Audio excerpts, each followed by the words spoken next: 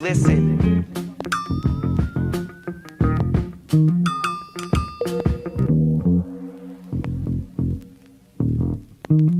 I spent my whole damn life in the city. Anywhere I go, DC's coming with me. I spent my whole damn life in the city. I could go for broke, but the capital is in me. I spent my whole damn life in the city. Anywhere I go, DC's coming with me. I spent my whole damn life in the city. I could go for broke, but the capital is in me. Welcome, everyone, to District Divided, a DC sports podcast. I am Amit. That is KDot. Today's episode is all about the Titans-Commanders matchup. Game is at 1 p.m. this coming Sunday. Yes, the loss to Dallas was devastating. Yes, the loss to the Eagles was devastating. But onwards and upwards, we're on to week 5. KDot, how are you feeling today, sir? At least onwards. Hopefully upwards, but onwards. You know, words can sometimes be meaningless. But here's the thing, you could say them. So onwards and upwards it is, my friend. Okay, all right, we're keeping that energy. I mean, this is my code red game. All right, cool. Well, we're about to get into that, but just to quickly outline how this episode is going to go, typically what we do and what we will do is we go with... Code red. That should be... Oh, how about it? Okay, so this is... KDot's very serious about this. He even matched the drink to his attitude towards this game. Here's what we're going to do. We're going to talk about the Titans offense first against the Commanders defense. Then we're going to flip the script and we're going to talk about the Commanders offense against the Titans defense. We're going to get into the injury report in both segments a little bit. And then we're going to conclude with our prediction and, of course, the comment mailbag and the after the pod segment, as we always do. So, KDot, why don't we go ahead and begin with the Titans offense against the Commanders defense? The Titans, in general, started off 0-2. Now they're 2-2. They're finding a little bit of a rhythm here. They beat the Raiders, they beat the Colts, and here they are coming to FedEx at 2-2. Ryan Tannehill, still the QB over there. They did draft Malik Willis, so maybe there's that long-term plan to have Malik come in. But right now, it's still Ryan Tannehill's team. It's still his show. Derrick Henry, King Henry, is starting to get going a little bit over here. And their lead receiver is Robert Woods. But Treylon Burks, their first-round pick this year, is doubtful for this game. I expect him to miss it. KDot, what are your thoughts on the Titans offense in this matchup? And what are you smiling about? They suck. So we can sugarcoat. We suck too. So I'm not talking about it from my job's to tee you up. That's it. All right. So we're recording this Friday morning before it goes up, right? Did you watch that abortion of a game last night? No, fuck no. I had no interest. I knew it was going to be a shitty game. What two teams played? Broncos and Colts. Right. And the Titans get right game was against the Colts, right? Right. And they weren't very good in it. No, they fucking suck. So it's like, look, man, this Derrick, look, all right, fine. Before let's get all the platitude bullshit out of the way. This team can absolutely beat us. But if you look at the strength of what it is they do on offense, you're looking at Derrick Henry, who, like you said, finally getting it going, but they got it done against the Colts, who Lord knows what the fuck is happening in Indianapolis, right? So not really a whole lot that you can hang your hat on. It's one of those, like, just what's going on with this team.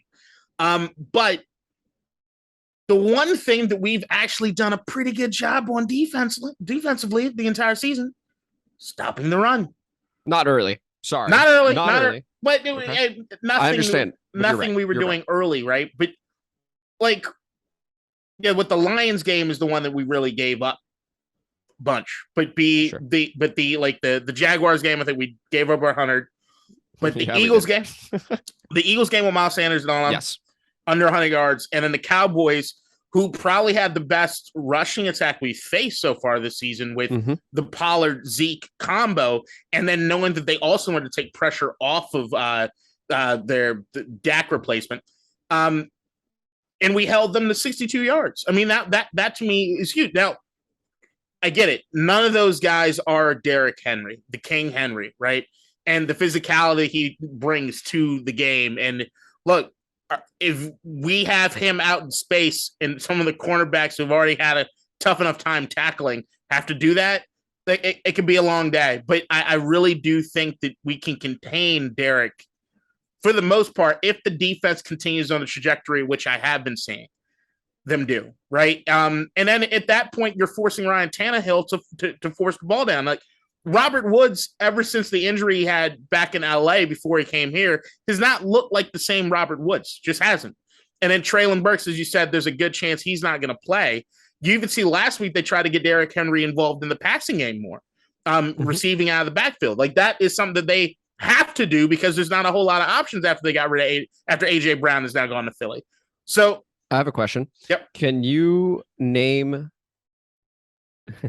Okay, aside from Treylon Burks, can you name 2 Tennessee Titans wide receivers? Fuck no. That's what I mean, right? So it's a bunch of nobodies. Just to speak to your point about Derrick Henry getting it out of the backfield, please continue. Yeah, and that's the thing is that like they're doing something that I've been asking Scott Turner to do is just put the ball in the hands of the playmakers, right? But if we can continue having the success that it looks like we've been having on defense in certain key areas, this is a game that lines up really, really well for us as far as defensively. He doesn't have the weapons that the other teams play. There's no CD Lamb there. There's no AJ Brown there or Devontae Smith there. There's no Amon-Ra St. Brown there. They don't have anybody of that caliber.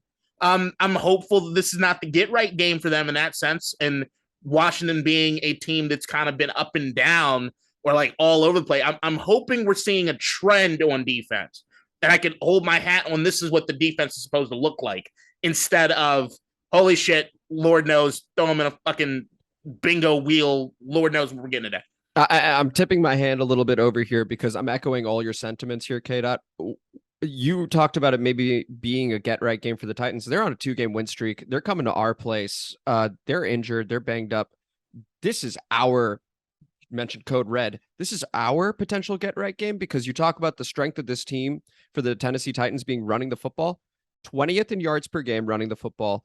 26th in yards per attempt. 3.8. That is not a good average. So Derrick Henry, yes, he's imposing. Yes, he's scary, etc. But this is a big spot for our defensive line because this is how they like to run their offense, literally run their offense.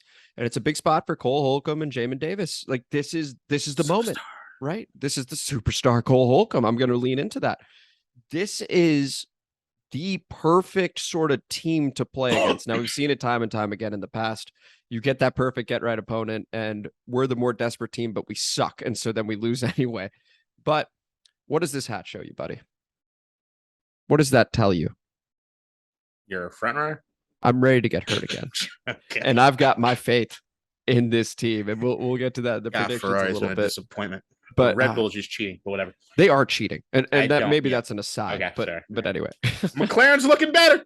Hey, onwards and upwards. It's the theme of the episode. That works. It's the theme of the episode. So, but just to say that, hey, Tennessee, you see them at 2-2, you see a 2-game win streak, but it's not been spectacular. I wouldn't even say it's good.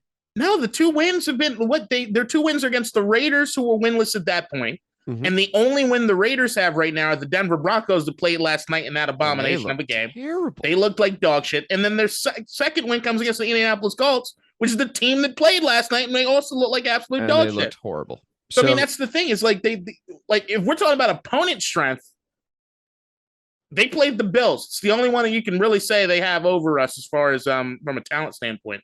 Yeah. And so I guess that's that side of the ball. Is there anything in particular you want to see Del Rio and the boys do? We talked about stopping the run, of course. Anything in the passing side of things that you want to see done specifically, or are you just, hey, we stop the run and we can take care of the rest? I don't know if you got to hear everything that Pac-Man Jones has said about William Jackson over the last few days. Oh, I've been monitoring. Cool. All right, maybe we get football hooked on Fox for him. I don't know, but you can't say that when I'm about to drink some coffee there. Just saying. They need to figure out some shit in the secondary. This cannot be the game in which Tannehill looks like the guy from 2 years ago and throwing bombs all over us. That is going to be a long fucking day. No penalties, discipline on fucking defense. Figure out who needs to go where on defense as far as in the secondary. I think that there are some guys that are playing position they do not need to be in. And bring pressure. Tannehill should be getting hit this game. Make it happen. Agree. They're not healthy on the agree. offensive line either. Taylor Lewan gone for the year. They bring the heat. Nate Davis is now a guard for them, is now on the injury report. So, I mean, at the very least on this side of the ball, there's some promise. There's reason for hope here. Let's go ahead and flip the script. Let's talk about this Commanders offense that has really just been an accident occurring over and over again. We go to the mechanic, we get it fixed up. They say, please drive it safely. And we just wreck it immediately. That's what it's been the last couple of weeks. It's been rough, but we're also playing against a Titans defense where their lead tackler is a corner, Roger McCreary out of Auburn, who has struggled this year. He's given up a passer rating over 100. And let's talk about the Tennessee Titans. They have given up passer ratings over 100 to Josh Allen. Of course, that makes sense. To Matt Ryan, who has struggled tremendously, and to Daniel Jones. Okay. The much maligned Daniel Jones, who, even though the Giants are 3-1, they're still not sure about him. Okay. So there is opportunity here, believe it or not, for this offense. KDot, your thoughts on this side of the ball. How are you feeling about it? Should be promising. Like it's another thing. If you're seeing the teams that were able to put, like Buffalo, yeah, they hung 41 points on them, but it's the fucking Buffalo Bills. Right.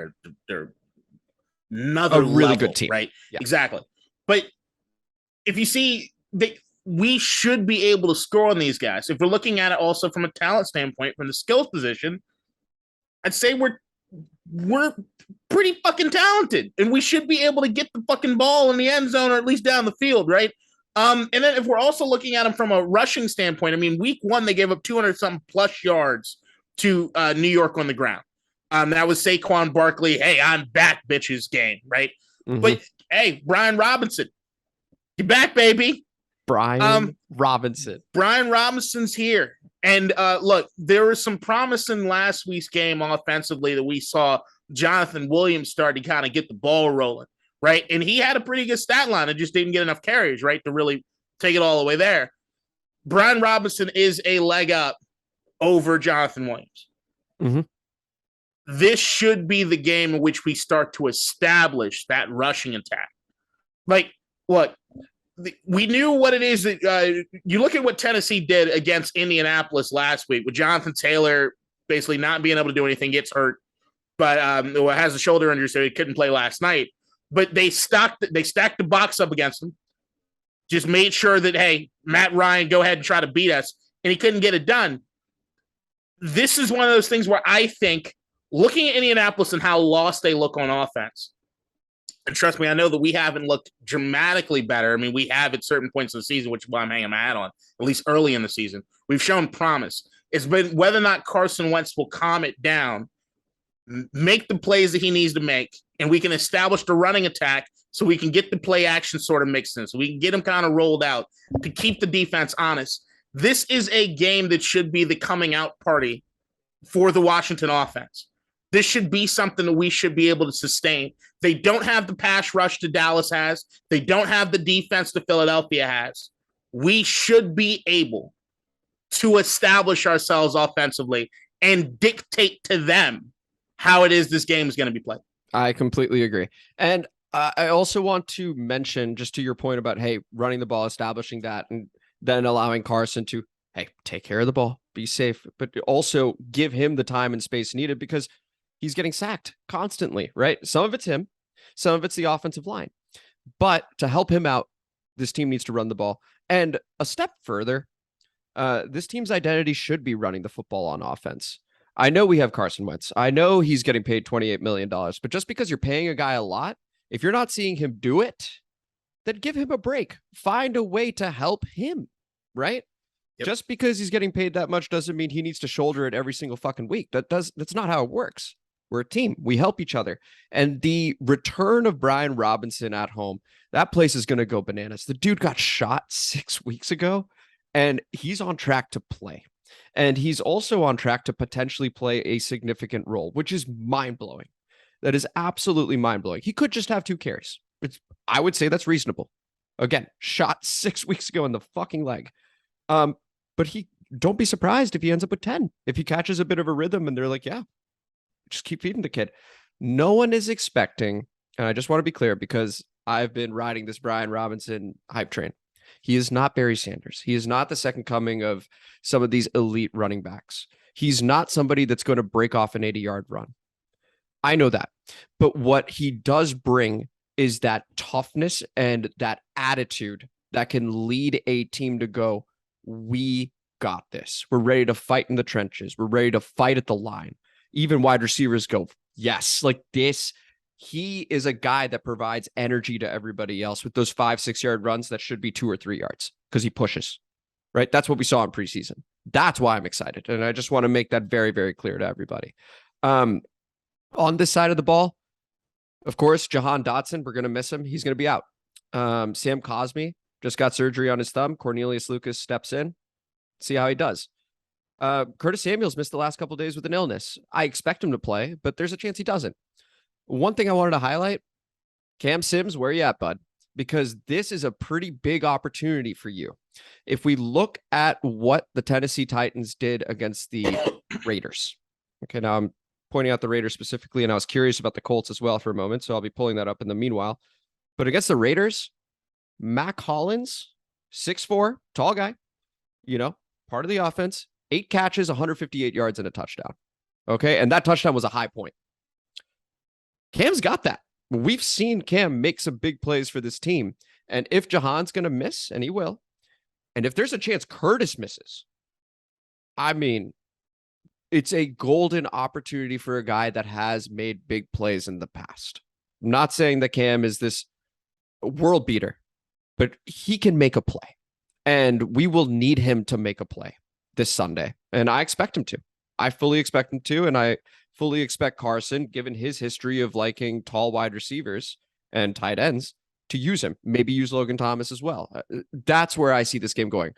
For success, it's running the ball, having Brian Robinson stir up the FedEx crowd, and then find those tall guys. Honestly, I mean, it's oversimplified, of course, but like, if you're Carson, do what you do best, right? Like, that's what you need to do. Those are my thoughts there. No, it's the thing that Brian Robinson brings more than anything else is the thunder to the thunder and lightning combo, right? So with Antonio Gibson having happy feet, playing more like a scat back than he does a power runner, even though his size, there hasn't been anybody that is in the tackles, within the tackles, run downhill and get physical with the defense. That's the thing that we're really missing on offense is the physicality, right?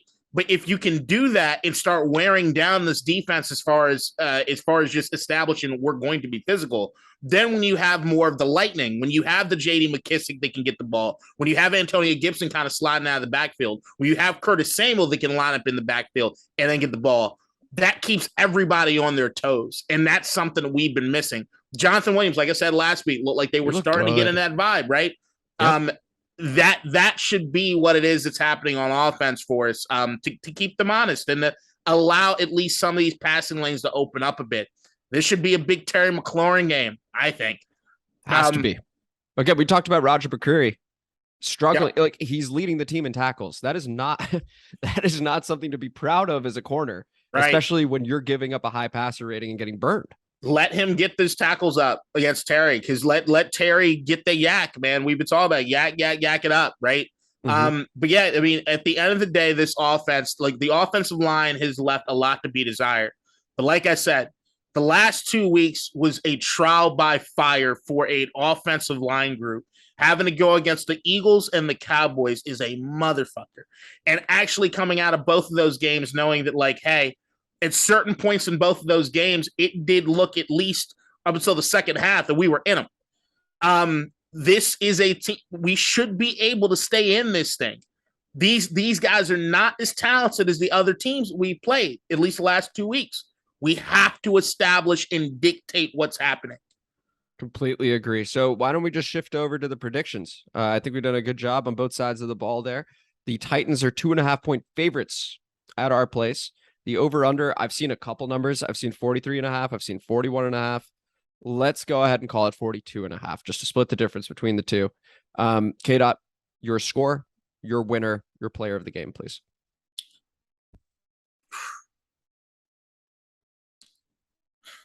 Don't you dare do what I think you're about to do. They're going to go 24-20. Commanders win. Okay. I think it's ugly. I think Derrick Henry does get a couple long gashers on us that look terrible and help his stat sheet overall. But I think the defense keeps him honest, keeps him bottled up for the most part. And other than a few big plays, we lead this game and come out victorious. Because if we don't, the season's over. Did you mention your player of the game? Sorry. Player of the game for me is going to be Antonio Gibson. Antonio Gibson. Okay, so we got the hype around Brian Robinson, and we go Gibby. I think Gibby. It looks like what Gibby did earlier, right? Running the ball out of the backfield, catching the ball out of the backfield. I think that he does enough all over the field to get a player of the game. Okay. Hey, I would love to see it because Gibson has a lot to provide this team. You know, out of the backfield, running through the tackles. Like he started to become a little more decisive recently. I don't know. I've liked what I've seen from Gibson so far this season. I know that people always have these sky high expectations, especially when it comes to this team, but I think he's doing well. My prediction, I think it's a very awkward, very ugly, low scoring game. Something like 1916. It sounds like a World War I year, if I remember that correctly. But Commanders win. Okay. 1916. It's ugly, lots of field goals, but we get it done.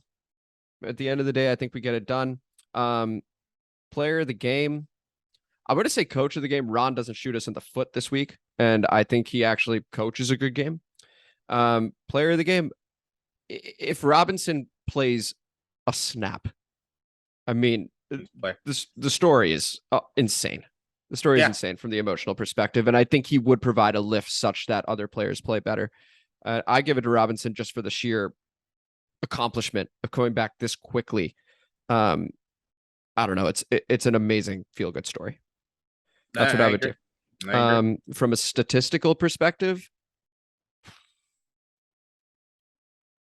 you know what? I'm giving it to the kid. I'm giving it to Jamin Davis. I think he needs to have a big game, and I think he will end up having a big game because one other thing the Titans like to do, they're getting Henry more involved. They're also getting Dontrell Hilliard, the other running back, more involved in the passing game. So we've seen Jamin matched up with Swift, with ETN, with these receiving backs. I think he's going to be called on, and I think he does a pretty good job this week. So I'm going to go with the kid, Jamin Davis, the much maligned for whatever reason. He's slowly but surely getting there. Jamin Davis is my player of the game. Let's get to the comment mailbag, and thank you guys as always for the comments. We absolutely love reading them. I'm just saying, I really hate your prediction because I know that Chicago Bears game is going to be the worst game ever. I mean, maybe second worst of all time compared to last night. I'm not looking forward to that Thursday night game. Oh my God. Well, you know, we'll get ahead of it. And by that, I mean, I don't know why I said we'll get ahead of it. That makes no sense. But anyway, let's just get to the comment mailbag. It just felt like something in the moment I needed to say. Let's start with Freddie Lee. Thank you for the comment, Freddie. Our DBs made Rush look like Troy Aikman 2.0. How could you not agree with that statement? It was, I mean, Cooper Rush looked good. There is that QB controversy brewing in Dallas. It's beginning. No, it's there. It's fucking there. And that's why, like, if Cooper doesn't have the game, if they don't get that victory, Dak is getting trotted out there, fucked up thumb or not. But I just once again, I want everybody to kind of calm it down a little bit off that performance with the Cowboys. The stat line was 200 yards, 2 TDs. Wasn't anything crazy from Cooper Rush. He took care of the football. No. 70 yards in pass interference. Yeah. A lot of it was William Jackson. Yes. Oh, no, that was just his stat line. Yeah. It's just his stat line. Jackson got 70 on his own through the year. That shit was trash. And just to really quickly go through a little bit of an exchange within that comment, VA Money Group replied just, you know, with the crying, laughing emoji, stuff like that, to which Freddie Lee says, I want to see Ron Rivera make roster moves. That's what good to great coaches do. I still believe in Ron Rivera, but his plan needs to be changed. Move Fuller to free safety, McCain to slot corner, and Juice back outside. Re-sign Flowers to play left guard. kick Cosme to his natural NFL position, which is right guard. Start Lucas at right tackle. Re-sign Collins as your Buffalo nickel. He has signed with the New York Giants. I love me some curls, but he's playing too many snaps. We're shortening his career. Get him some damn help. That is a lot of change. I just want to say that. I appreciate where your head's at. I love the idea of, hey, let's just switch some stuff up. That is a lot, but we love you. And I'm gonna say no. That's enough for me, dog. But our safeties are good. VA Money Group, they have been good. VA Money Group replies, Ron Rivera's priority is not to win football games. It's to restore the public image of this organization and by extension, Dan Snyder. Also, it seems that he is very interested in saving money. So the talent on our roster has dwindled. It's a bit hard to argue against that, considering what we've talked about when it's come to Ron Rivera being here more for restoring the faith and face of the organization and moving on from there. Yeah, and after seeing what Dan Snyder has done outside of the public eye and in the public eye the last 2 weeks, looks like he's about to cash in on all that good cachet that Ron built up. Hey, shout out Dan Snyder, aka Yacht Bitch, for wearing Dallas colors in Dallas. Well done. Right, Yacht Bitch. Real classy move. And there. hiring a new Tony Wiley, Yacht Bitch. We see what you're doing. Yep. Next comment, Tony. Love you, Tony. Love you. Shout out, Tony. I've got nothing for this team this week, but you guys are the absolute best. Appreciate you, Tony. Amit's pace and KDot's rants. Thank you. Okay, I do have something. How is it that other teams can force feed their number one wide receiver, but we can't seem to get ours involved early and often? Tony, you're preaching. I have no idea why we can't fucking get it done. Robert Woods could go for 150. That is also well within the realm of possibility, by the way. Why Look, man, it's it's been a combination of lack of game planning and movement of game plan from Scott Turner earlier in the season. And now recently we haven't been able to feed anybody anything because Carson Wentz is terrified. Sometimes rightfully so, sometimes not, but clearly not making the best decisions. And he's been getting his brains bashed in. Yeah, I don't think there's anything more to say, unfortunately. Thank you for the comment as always, Tony. Love you, bud. And now, Ridge, wear your helmet at with a long comment. Shout out, Ridge, wear your helmet at. Love you too, bud. We love all of you in the comment mailbag in the comment section. We really appreciate all these comments. It reads, our defense wins that matchup in reference to if our offense plays our defense, who wins? Ridge, where your helmet at goes, our defense wins that matchup, and it's not even close. D-line will get to Carson easy. Even fucking Wild Goose will pick him off. I understand you guys run an hour-long podcast and have to speak level-headed and can't just say, bench Carson, fire Ron, but that's what needs to happen. We're talking about a veteran NFL quarterback having no awareness or confidence. That spoiler he isn't going to get back for any stretch of games, ever. At least Heineke's style of play is to improvise, get out of the pocket, and make something happen, which is what you guys talk about when you say get the ball in the hands of our playmakers.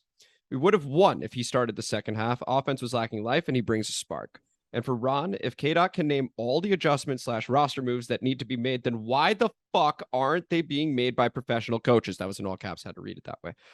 Being stubborn, predictable, sleep, and unwilling to own responsibility screams, get that guy out of there to me. I'm sure Deron Payne had no idea we could have returned blocked extra point for 2 because our boomer staff is not aware of any rule change since 1994. By the way, I've predicted every game right so far. I'm going to check the WhatsApp message from September 8th.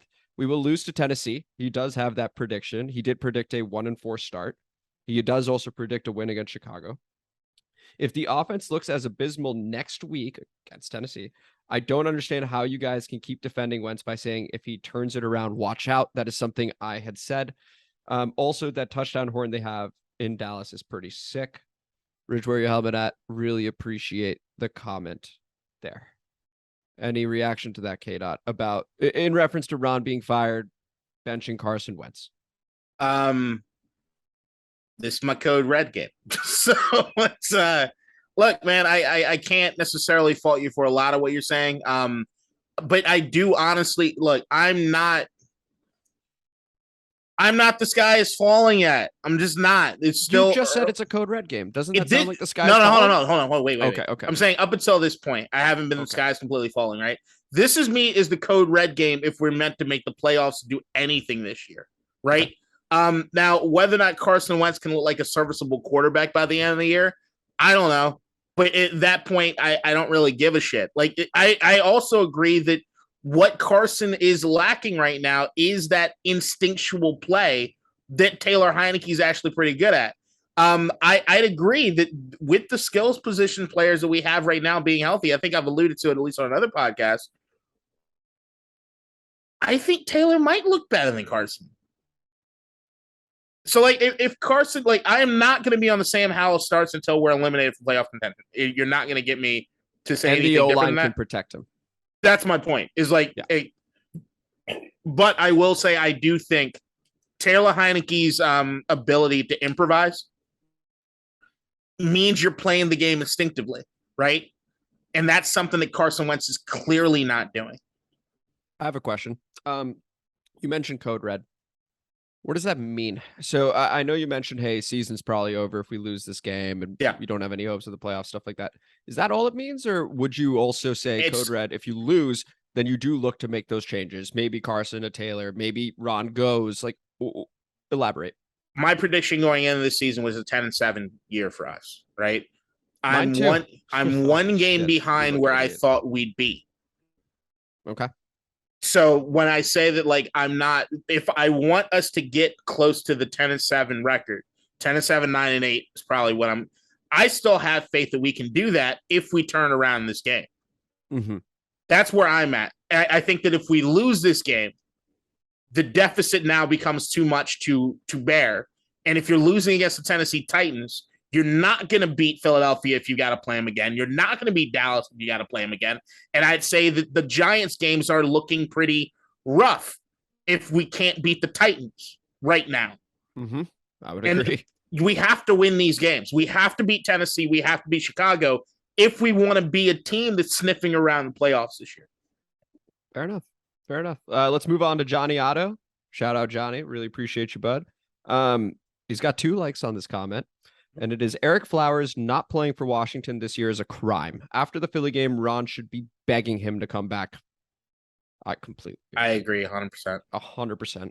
Love the comment, Johnny. Appreciate it. Patriot Clips, maybe a first-time commenter here. Great content, fellas. Thank you very much, Patriot bud. Clips. Really appreciate it. And if you ever want, more info than that, Red, you're welcome to comment even more and we'll react to it. But we really appreciate you stopping by and letting us know that, hey, we're doing well, KDot. We're growing, man. Hell yeah. Then we got David Lawrence. Welcome back, David. Love you, bud.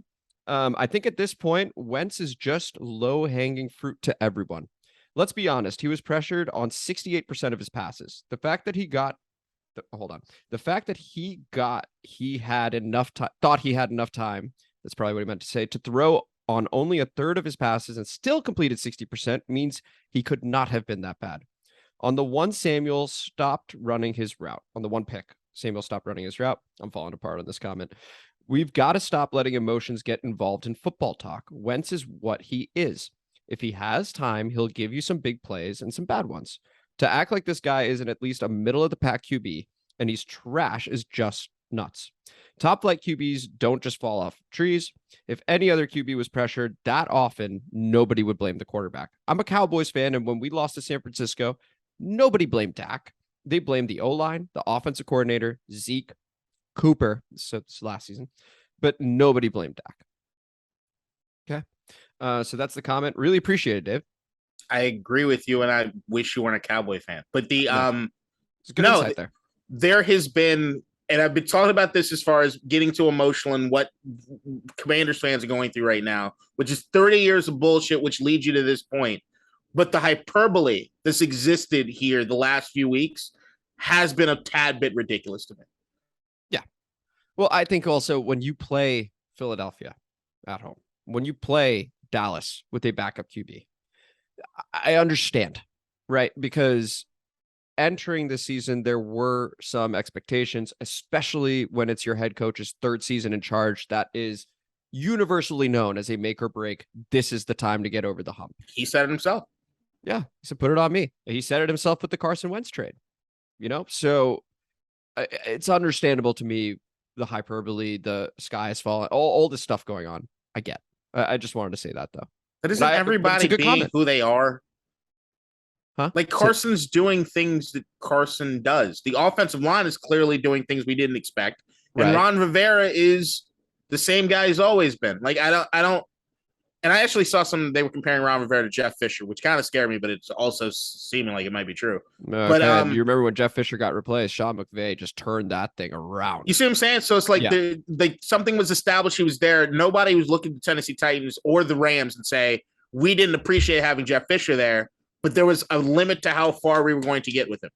And now we had to bring in somebody because he did a good job, at least with some of the talent, that we need a fresh new mind to take a look at this stuff. So I don't know. I'm kind of there right now. Okay. Blood Clot, shout out Blood Clot. And also, hey, Blood Clot, thanks for reaching out on Twitter. Really appreciate it. Oh, yeah. I actually did that. Dope. And it was awesome. Really appreciate it. Glad we're officially connected on Twitter. For those of you that want to be connected on Twitter, we do such a bad job plugging ourselves. It's my fault primarily. But it's at District Divided on Twitter. Please give us a follow. We follow everyone back. Even if you have no content, even if you have terrible content on Twitter, we follow you back. It's just a rule we have for ourselves. But Blood Clot, shout out, dude. Really appreciate it. Here's his comment. This episode of District Divided, the aftermath of the Dallas game, was like therapy after that disaster this Sunday. I didn't know what to do with all that sadness and rage. So thanks for bringing the laughs. This is going to be another long season. As sad as this question is, because we're already in week 5, what position of need do you grab next draft in the first round? I'm going cornerback. I believe Kaylee Ringo from Georgia. I'm so bad at following college football, but Kaylee Ringo from Georgia. I'd love a middle linebacker, but not sure if there is a strong one in the first round. Get our second round back by benching Wentz and get an O lineman. I don't know. I just feel so defeated. Like it doesn't matter who we pick. Nothing is going to help. And to that point, Blood Clot, and appreciate the comment. I mean, this is where what really gives you hope. We've talked about changes in ownership before. We've talked about coaching changes. This does seem like a deeper than personnel issue, right? So we talk about the draft. That's one level of it, but it does seem to be at the root, an issue. And so I do think it would have to be, to feel that proper, genuine hope again, it would have to be probably Ron being gone, assuming it continues this way, right? It could turn around this Sunday even. But if it were to continue this way, you would hope that there would be a coaching change because the change in ownership just seems unlikely. Yep. Moving on. Yep. No, I don't want to. I could go on forever about that. Yep. But Blood Clot, you know what I'll start doing is I'll look into next year's draft a little bit more and maybe provide some names. If I had to pick a position, I mean, I think I'd probably go corner also, because you got to address the secondary. KDot, you mentioned it earlier. The safeties have been playing well, so I think you have to go corner. You absolutely have to go corner and address linebacker in free agency. That's what I would do. Either or. Here's what I'd know. Whatever position you don't get in the draft, you need to address in free agency. Seems pretty straightforward, but it seems our staff missed the boat on that one this offseason. And then last but certainly not least, Pally for life. Welcome back, bud. Sorry, I just read the comment and before I read it out loud, and I think it's very funny. Defense versus offense, 3 possessions. Defense, they will sack Carson Wentz 6 times. Offense, Wentz goes 3 for 9, 270 yards, 3 touchdowns, blown coverage on each third down. Monsieur X. Love the comment. Love it, fucking profit. That is fantastic. By the way, 3 for 9, 270 yards, 3 touchdowns. I just want to be clear. That is an average of 90 yards per completion. You're goddamn right. That's what happened. William Jackson, give them all up. I can see it. Oh God damn. That is great, Monsieur. It's sad how accurate that is. Oh man, that's terrific. This is District Divided, a DC Sports podcast. Thank you guys so much for listening. Thank you so much for the comments, especially that last one was hysterical because we could feel it. It was a mix of pain, a mix of humor. There was a lot going on there. I'm Amit. That is KDot. If you enjoyed today's episode, if you've been watching for a while, please subscribe. please like the video. Please continue to comment and share it with your friends, your family, whomever you want to. Guy on the street, doesn't matter. Just keep sharing it. We really appreciate you guys. Comment. And hopefully we finally have a victory Monday. And until that Monday, we will see you guys. Take it easy. Feeling less confident. Feeling less confident? What do you mean? From the start of this episode, I felt like I was pretty high on this game. Oh no! And I'm losing it. Did you talk yourself out of the confidence? I just keep thinking about it, and then like here's what's hard to know, right? What's hard to know, KDot? Our fan base is toxic. So there's a certain, and I'm not even blaming them, right? It's kind of like, do you like the movie Forrest Gump? You know what? So I do. I did enjoy watching Forrest Gump. I hadn't seen it before. I'm always late to movies. And I didn't know what was going to happen in it. So I think from that perspective, I really enjoyed it. Is it as timeless as people say? No, I don't see that. Do you like Jenny? Fuck no. Who likes Jenny? So here's the thing. So if you look at what is that? Does Zemeckis make that movie? Whatever. Who the fuck knows that? Jenny's a colossally fucked up person, right? Yeah. Who likes Jenny? I get it. But Jenny, while she's a colossally fucked up person, has every reason to be a colossally fucked up person. But at a certain point, you got to kind of take ownership for what it is that you're doing and putting out there, right? Oh, okay. So like, I see where you're going with this. All right. There is a certain element of, I understand our toxicity. I don't necessarily blame us for why it is that it's toxic.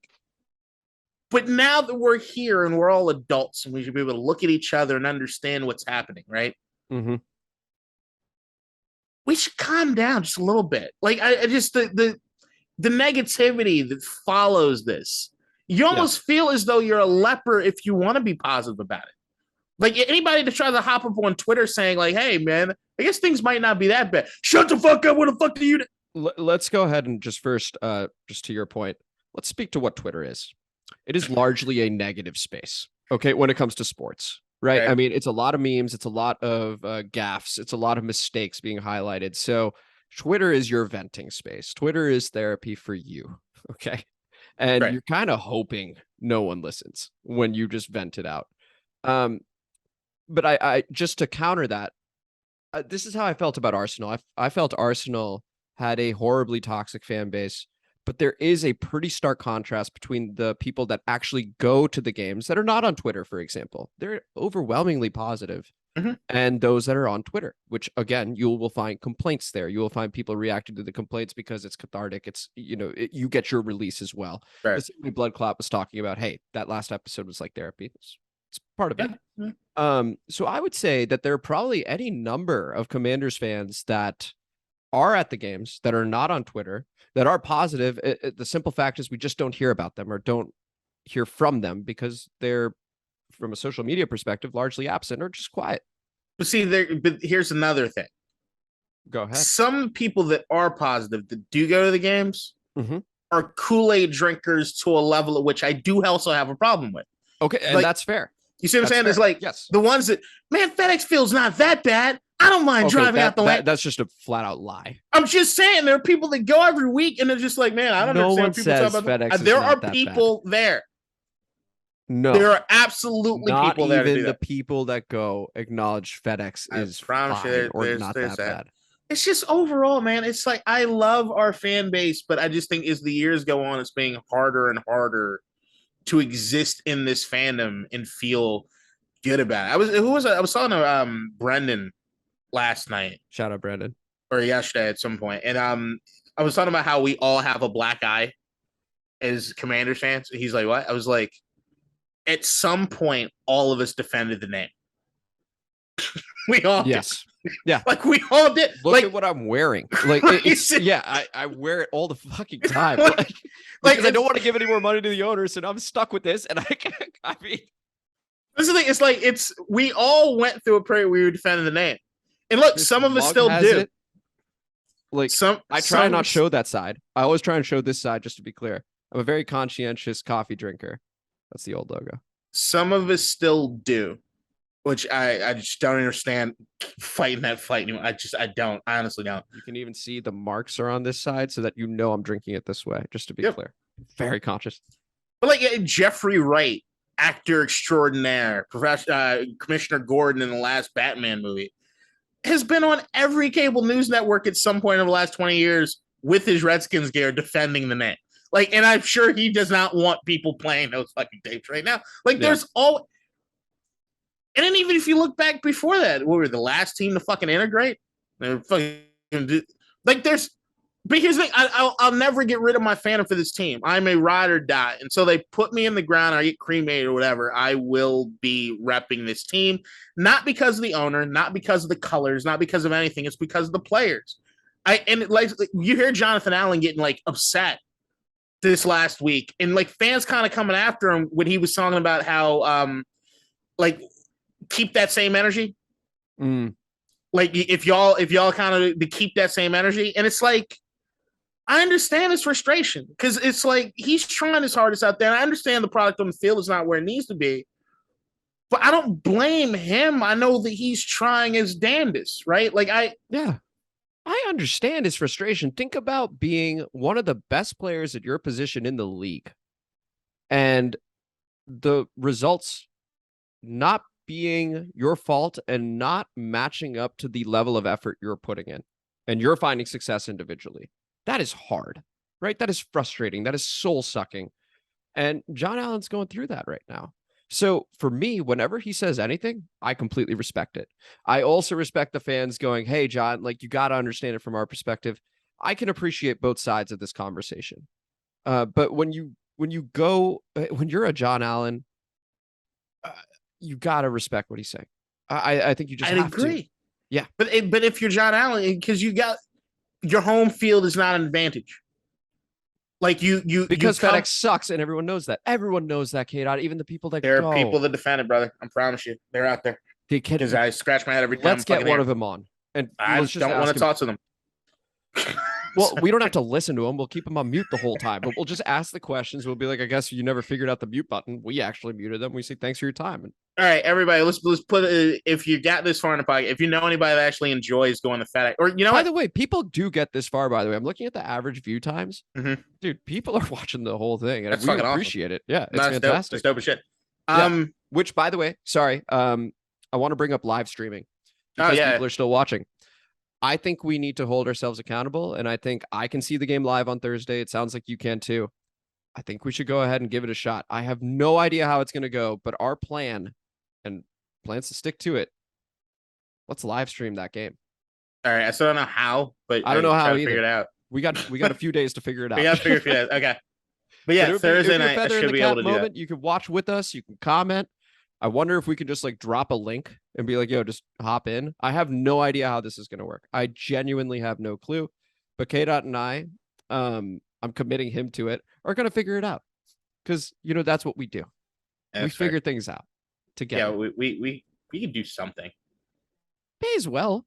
It could be a total disaster. So when we record on Zoom, and it's just nothing but like, you know, a black top part, black bottom part, and it's just us talking, and we end up overlaying a background that KDot creates. So the live stream may well be we never figured out how to get the District Divided logo and stuff like that, and it may just be two guys chatting in a Zoom room, but we will try our best to figure it out. There's got to be a way. I know that. Hold on, did you freeze up for a second? Am I good? Am I good? You're good. I know my computer's all fucked up. Because it's terrified at the prospect of live streaming, but we're gonna do it. Hang on, I might show something inappropriate if I do this. Here we go. Did I do a black? Yeah, you're gone. You're gone. Oh, yep. There. It's the Bangladeshis marching to my honor.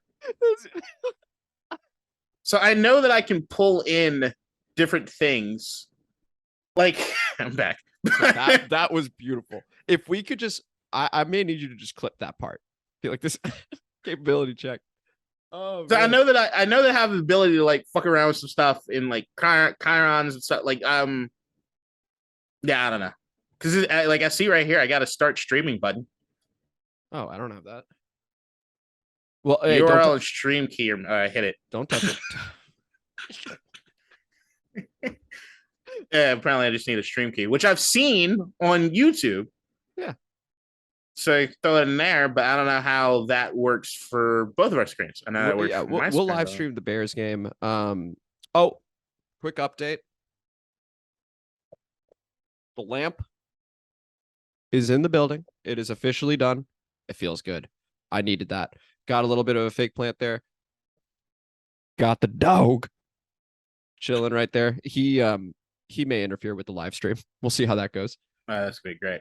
But yeah, no, I mean, come on, let's have some fun. Let's give our unfiltered thoughts. Prime Video Thursday night against the Chicago Bears, who, by the way, just a quick preview of that game. Roughly 20% of dropbacks for Justin Fields. He's sacked 1 in every 5. It is comically bad. The next worst team is the New York Giants at like 10%. So they are genuinely like, and Bernal predicted to win there. Sorry, Ridge, where are your helmet at? Predict face reveal, I suppose. Thursday night, Chicago. Last time I remember Chicago on a night game, that was the Jason Campbell goes down, Todd Collins comes in. Oh, you're talking about us against Chicago? Yeah. Was that Chicago or was that Minnesota? I feel like it was Chicago. I feel like it was Minnesota. I don't know how I would look this up. Jason. Was that 07? Man, that yeah, 07? I mean, that was a while ago. I think it was the Sean Taylor year. It was. You're right. It was the Sean Taylor year. So yeah, it would have been. Let's see. Let's look this up, and then we got to go. But let's see. Todd Collins. 2007 stats. I can't. I guess that's the best way, right? Because you can get the game to game stats from that year. Let's see. 2007. Yep. Yep. That's the game. Jason Campbell, 10 of 16. Then he gets hurt. It was Todd Chicago. Collins comes in. It was Chicago. Okay. Todd Collins comes in 15 and 20. Well done. Because I remember where I was. I was on Rockville Pike in my Jeep Cherokee. I pulled over the side of the road. It was the first game I'd missed watching live since I was a little baby boy. Well done. Yeah. Oh yeah, my gosh. over, He came on and, by the way, just scorched. Oh, QB rating of, well, passer rating, now that QBR is a thing, 144.6, 15 of 20, 224 yards, 2 touchdowns in that game. He posted over 103 out of the 4 games he started in the regular season. Anyway, go ahead, bud. Sorry about that. Yeah, that's when we went on the run. But I remember when Jason Campbell went down and I punched the shit out of my steering wheel. I pulled up on the curb on Rockville Pike and just started punching shit out of my steering wheel. It was like, this is the lowest. Because you remember, this is after the Buffalo Bills game where we had left the guy off in the 10 first. 10 men on the field, Fred Jackson 20-yard run. Yeah. I remember that. And I'm just like, the season's over. And then Todd Collins comes in. I'm listening to the game on the radio. I get home right before it's ending. And then watch it. And we went on the 4-game win streak. That's where when Jason Campbell got hurt, I was actually, you never wish injury on anybody, but I remember being like, you know what? I think we actually do need a change here. I didn't know what to expect from Todd Collins, but I remember being open to the possibility that the backup could actually get us going a little bit. And Todd did. So I wasn't nearly as devastated when Campbell got hurt. I remember being like, fuck, nothing's going our way. But I was also like, you know what? If this injury were to happen at any position, Campbell's been flat. And let's go ahead and see what Jason Candle, excuse me. If you remember that commercial. Oh, Candle.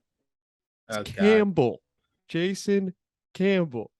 Here's what I remember. The following week against New York, and I had to look this up because I remember it being the case. I remember thinking that everybody was blaming Jason Campbell that year was out of their fucking mind because the next week, Todd Collins went 8 of 25 for 166 yards. It was like, we won that game. Clinton Portis was the only reason we won on that win streak. I was going to say something insanely inappropriate. It's fine. Okay. We're going to let that go. All right, we should. Let's wrap this up. That may be time. We'll see you guys on Monday, and then the live stream. All right. Peace, All right, people. live stream. Yeah. Have a good one. It'll happen.